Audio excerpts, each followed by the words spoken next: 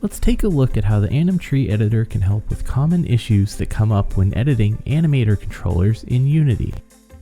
The first thing we are going to do is open the Anim Tree Editor window by selecting Window, Animation, and then Anim Tree Editor. Here we have a 2D character controller already set up with its states and animations. The Anim Tree window provides an overview of the animator controller being edited. Selecting an item in the tree view will automatically focus it in the animator window. When combined with the search toolbar, this is especially useful for quickly navigating large animator controllers. Our goal is to add an additional set of animations to our player as an alternate character skin. Without the Anim Tree Editor, this can be tricky, since the animator window does not natively provide a way to reorganize blend tree nodes. To get started, we are going to duplicate the attack blend tree.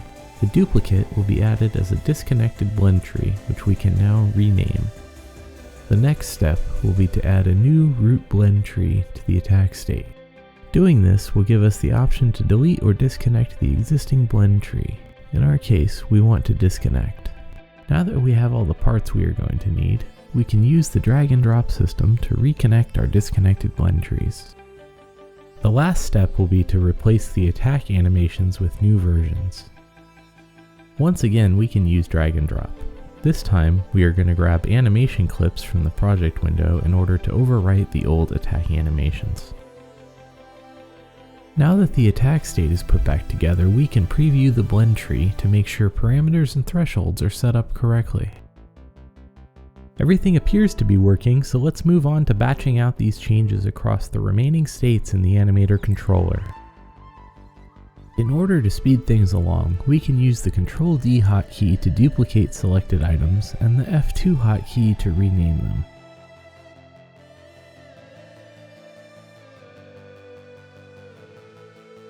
One of the benefits of batching out actions across multiple states like this is that it's less likely you will make a mistake or miss a step.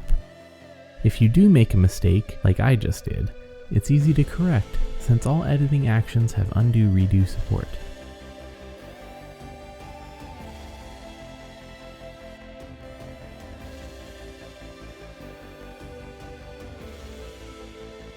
If you get tired of pop-up dialogues, they can be disabled in the settings.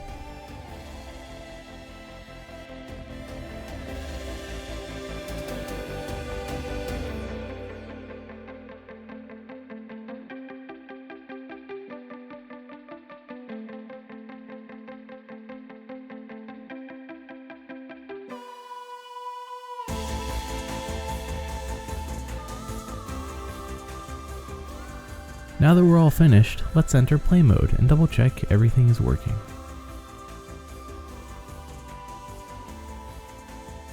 I hope the Anim Tree Editor helps make your life a little bit easier when dealing with animations in Unity. If you have any questions or comments, please feel free to reach out. Links are in the description below. Thanks for watching.